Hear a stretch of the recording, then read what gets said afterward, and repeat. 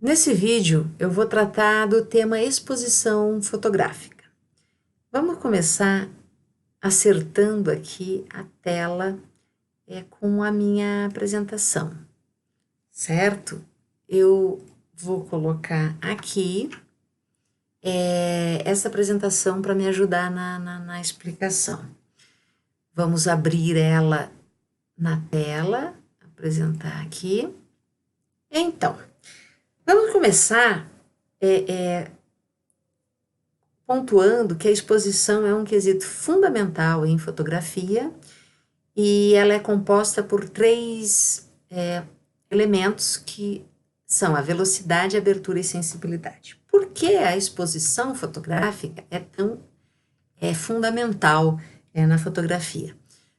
Pela própria essência do que é a fotografia. A palavra fotografia ela é muito clara na explicação do que é essa técnica, essa atividade, essa linguagem chamada fotografia.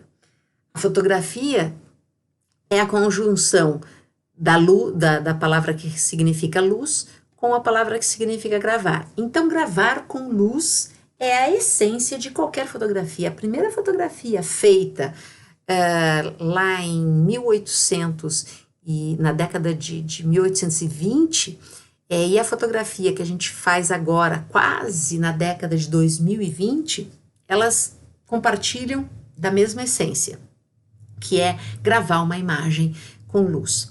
Então, nesse sentido, nós temos uma matéria-prima que nos conduz nessa atividade que é a luz.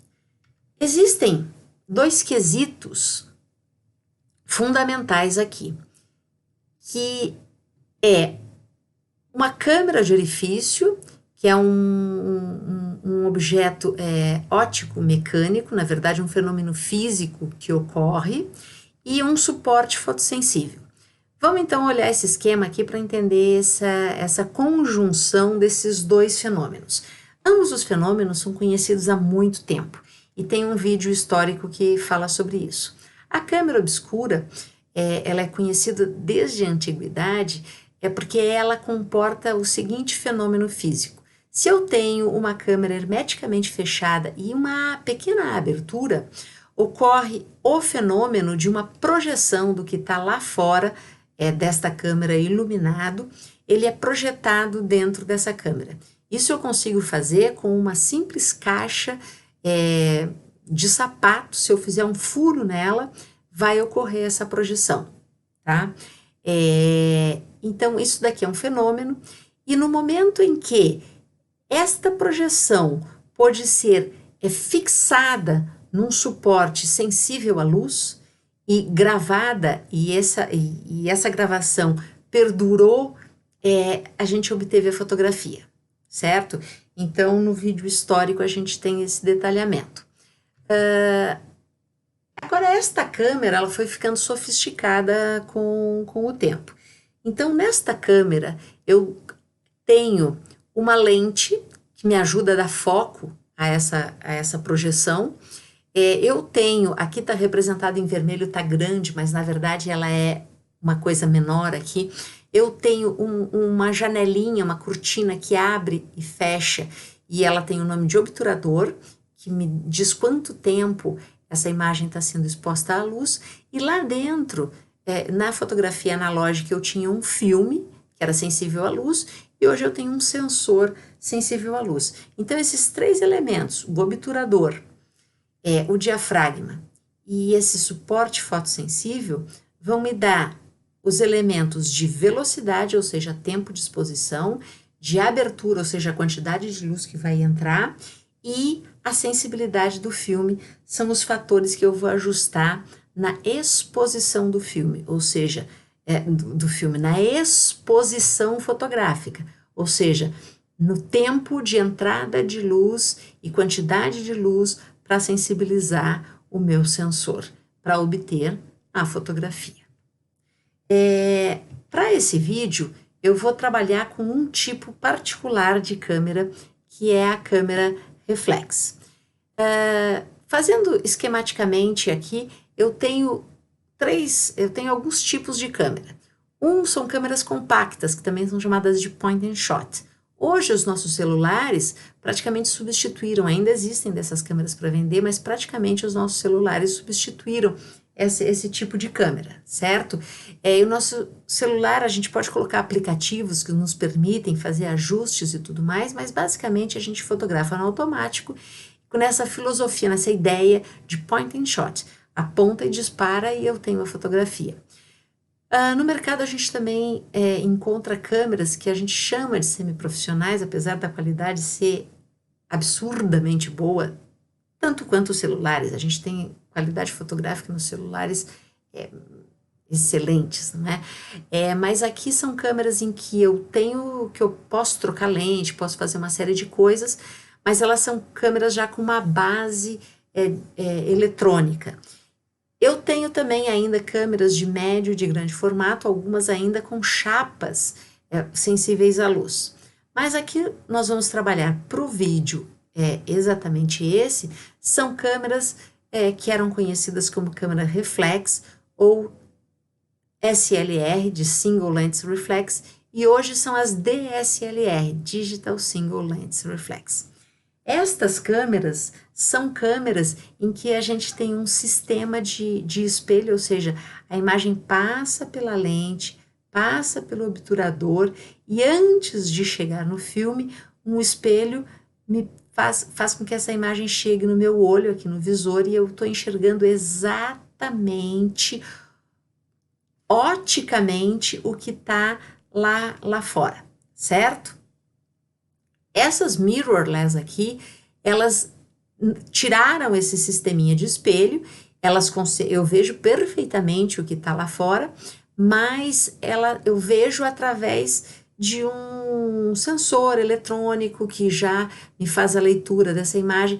Ela está mediada por um dispositivo eletrônico de altíssima qualidade, mas ela já não tem essa pureza ótica que essa câmera tem. E essa câmera DSLR continua sendo uma câmera importantíssima no segmento fotográfico. Quem tem gosto pela fotografia continua comprando essas câmeras, ela ainda tem o seu espaço muito bem demarcado, tá? Agora vamos para esses 3 quesitos. Para a gente ver esses 3 quesitos melhor, eu vou vir aqui, certo? E vou mudar aqui, porque eu vou pegar a minha câmera, só que eu vou tirar aqui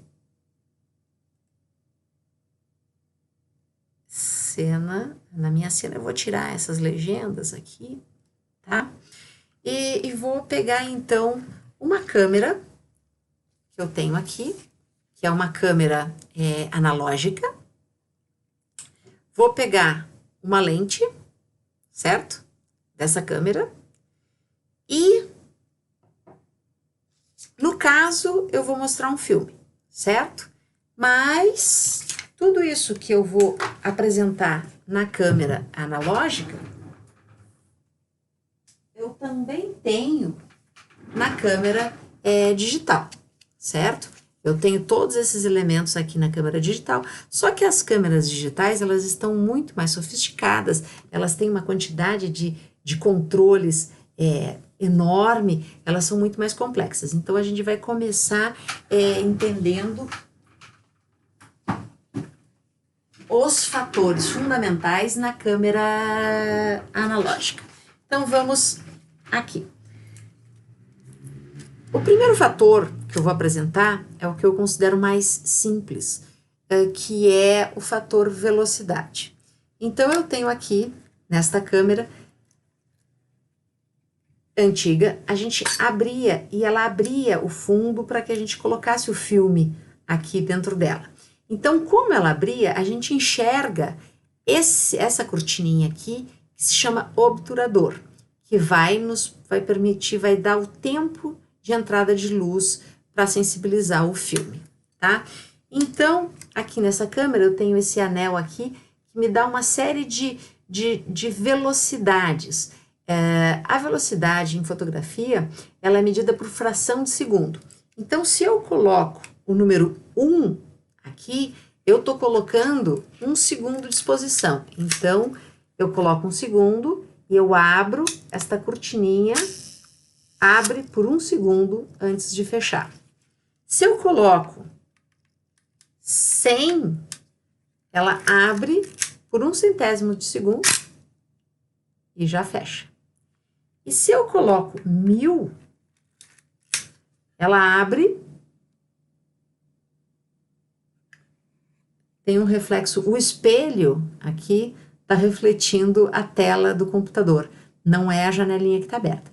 Mas aqui, ó, abriu e fechou por 1 milésimo de segundo, tá? Então, aqui eu controlo o tempo de exposição que a gente chama de velocidade.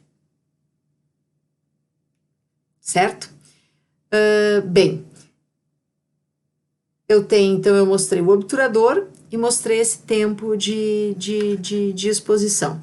Eu agora só vou completar essa explicação escolhendo o modo B. O modo B é um tempo de abertura que se chama bulb. Aqui de novo o espelhinho está mostrando a tela do computador, mas vocês vão ver que quando eu abrir, aqui agora sou eu, ó, agora, ó, passa aqui o meu dedo e passa a luz também, então a luz estaria sensibilizando o filme aqui no fundo, tá?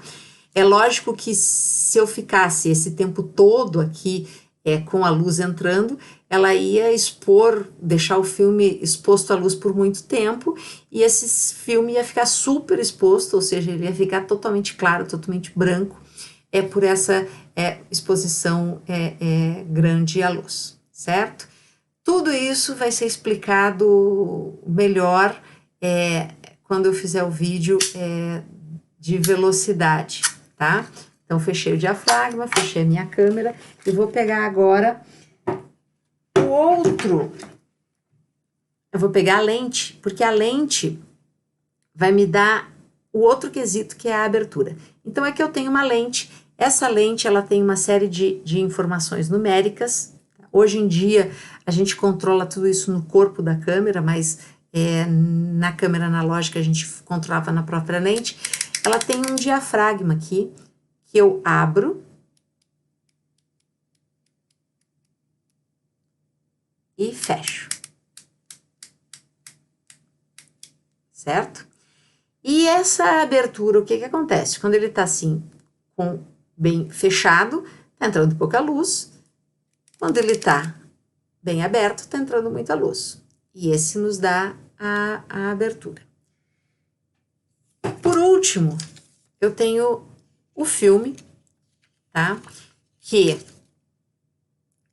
o filme, ele vinha calibrado para uma certa sensibilidade à luz. Então, tinham filmes que eram calibrados para ser super sensível à luz, ou seja, com o mínimo de luz eu já conseguia obter a fotografia, e tinham filmes que eram calibrados para baixa sensibilidade à luz, ou seja, eu precisava de muita luz para aquele filme ser sensibilizado. E cada um desses fatores, tanto a velocidade, quanto a abertura, quanto a sensibilidade, elas têm efeitos que vão além só dessa entrada de luz. E esses efeitos a gente vai ver agora na continuidade aqui da apresentação. Então, eu preciso mudar aqui para minha cena. Opa, preciso transferir aqui, certo? Agora, eu vou seguir com a apresentação, terminando essa apresentação ampla sobre exposição, antes de passar para os vídeos específicos de cada um desses fatores, tá?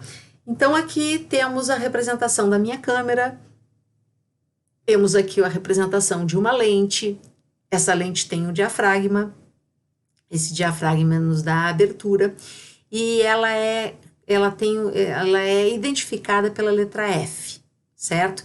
Na verdade, isso é uma padronização que foi feita. E vai ser falada no vídeo sobre abertura. O obturador, então, é aquela cortininha que abre e fecha, ela vai me definir a velocidade, e ela é definida pela letra S de shutter speed, a denominação em inglês. E esse suporte fotossensível, ele vai ser calibrado para uma determinada sensibilidade à luz, e essa é definida pelo chamado ISO. O ISO já existia no filme e continua existindo na imagem digital, certo?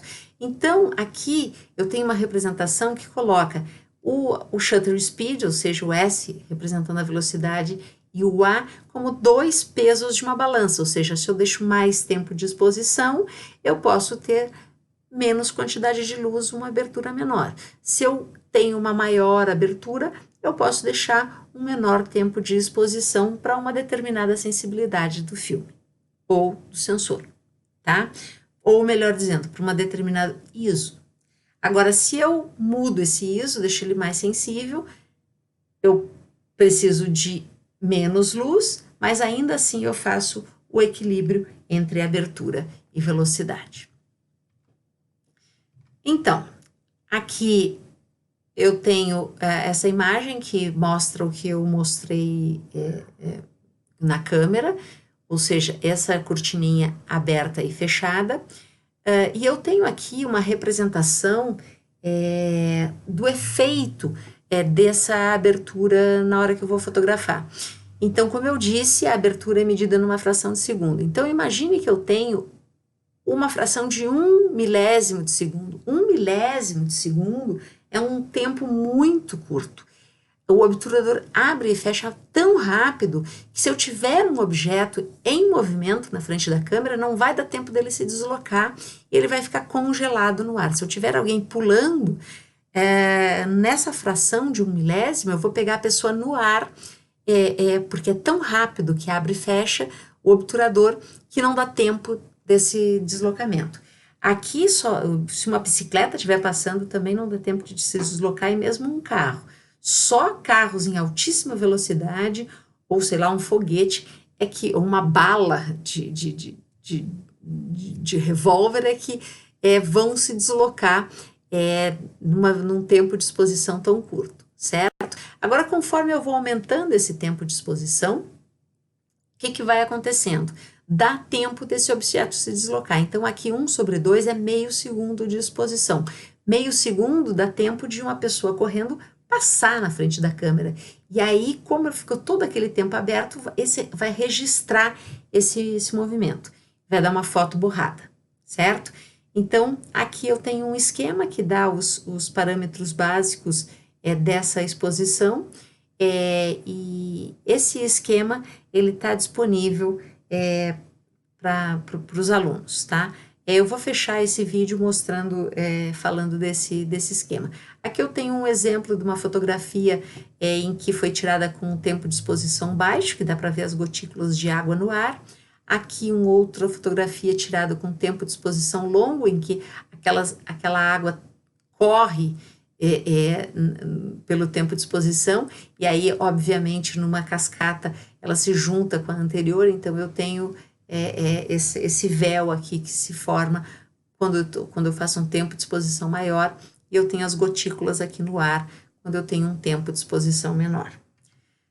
O diafragma. Então, vamos ver agora os efeitos do diafragma. Aqui, então, eu tenho essa representação que mostra o diafragma menor, o diafragma maior, as medidas desse diafragma e vamos aos efeitos desse diafragma. O que ocorre quando eu estou com esse diafragma bem fechadinho, eu tenho como efeito a possibilidade de registrar tanto o que está aqui no primeiro plano quanto o que está lá no plano de fundo. A essa possibilidade eu chamo de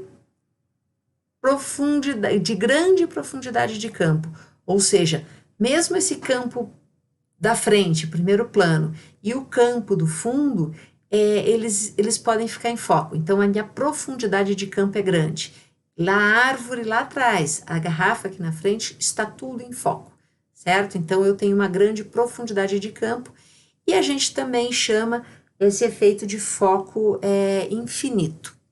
Conforme eu vou abrindo o diafragma, eu vou perdendo esta profundidade de campo. Eu já não tenho mais a mesma profundidade de campo. Eu tenho que escolher o que eu vou dar foco, porque eu não tenho possibilidade de dar foco em todos os lugares. Então, eu escolho dar foco aqui no primeiro plano e eu perco o foco do fundo. A isso a gente chama de foco seletivo. Eu vou voltar aqui. Aqui, então, nesse esquema, eu tenho uma representação numérica de como que numeração a gente utiliza para dar abertura. O detalhamento dessa numeração e a compreensão dela é dado no vídeo sobre abertura.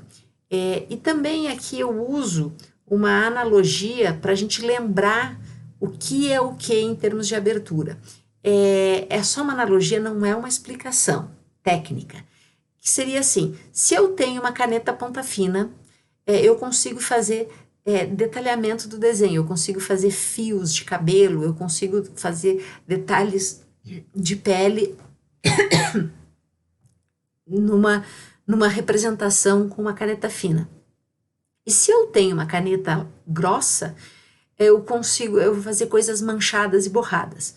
Então, o mesmo vai ocorrer aqui. Se eu tenho uma caneta fina, eu posso fazer tudo detalhado. Se eu tenho uma caneta grossa, eu vou ter que fazer coisas borradas, tá? Isto não é uma explicação, mas é só uma analogia para a gente memorizar os efeitos das pequenas aberturas, que são entrada de luz muito fina e muito precisa, e as grandes aberturas que me dão uma grande entrada de luz. Por fim, a gente fecha esses 3 quesitos com a sensibilidade. A sensibilidade ela não tem essa questão mecânica, ela era química no tempo do filme e ela é eletrônica na imagem digital, e ela tem como efeito o seguinte: se eu tenho o meu sensor calibrado para pegar grandes sensibilidades, a maior sensibilidade do meu sensor, ele consegue registrar imagem até em ambiente com pouca luz. Só que essa imagem vai ficar granulada, porque como a quantidade de tem pouca luz, ele não consegue ter uma acuidade de imagem muito grande. Se eu estou com ele calibrado para uma menor sensibilidade, ele é menos sensível à luz, inclusive eu preciso estar num ambiente mais iluminado, e ele vai me dar um resultado mais limpo. Então, essa sensibilidade, essa representação mostra, conforme eu tenho maior a sensibilidade, ele vai ficando com o ruído, com um granulado, tá? Então, essa é a ideia da sensibilidade. Entretanto, os sensores digitais hoje estão cada vez melhores e cada vez esse granulado, esse ruído está menor. Ou seja, eu consigo, hoje com câmeras até no ISO 6400, às vezes eu quase não tenho grão. Então, é interessante que quem está estudando fotografia conheça as sensibilidades da sua câmera. E isso inclui também as câmeras celulares. Então, tem certos sensores que já têm uma qualidade tão grande que mesmo em altas sensibilidades a gente tem dificuldade de perceber esse ruído, tá? Esse esquema, então, aqui é o esquema que está disponível para os alunos. É interessante que se pegue esse esquema e que se conheça os seus equipamentos.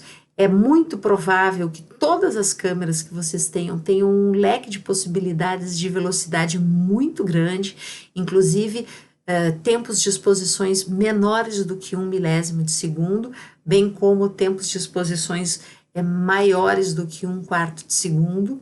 Já na abertura, as câmeras costumam ter uma limitação bastante grande.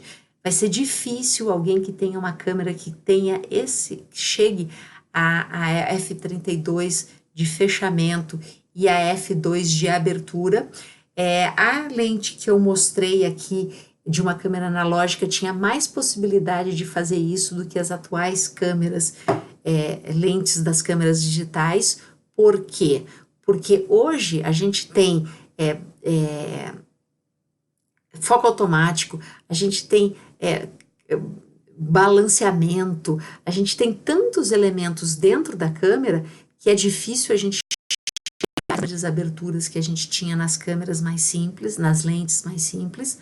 E a sensibilidade, acabei de falar que as câmeras estão com uma capacidade de trabalhar com alta sensibilidade muito grande. Inclusive, esses ISOs aqui tem câmeras que chegam a ISOs enormes, muito maior do que 12.800, que está aqui nessa representação, certo? E aqui, quando a gente vai falar em exposição, eu vou precisar sair aqui. Quando eu sair vai diminuir a tela, mas enfim. Aqui, quando eu estou falando de exposição, eu tenho que fazer aquele equilíbrio entre... Eu ponho lá uma sensibilidade e aí eu faço um equilíbrio. Se eu deixo mais tempo a luz entrando, eu posso fechar o diafragma. Se eu tenho o diafragma mais aberto, eu posso deixar menos tempo de exposição. Então, aqui eu faço esse jogo de entrada de luz. Este é o jogo da exposição fotográfica, tá? Então, aqui eu tenho aquela representação que eu apresentei fracionada. Essa é uma representação que apareceu no Facebook há uns 2, 3 anos atrás, e ela é uma síntese muito boa disso, então eu não sei a fonte, mas eu sei que ela é muito boa, por isso eu trouxe aqui para essa apresentação.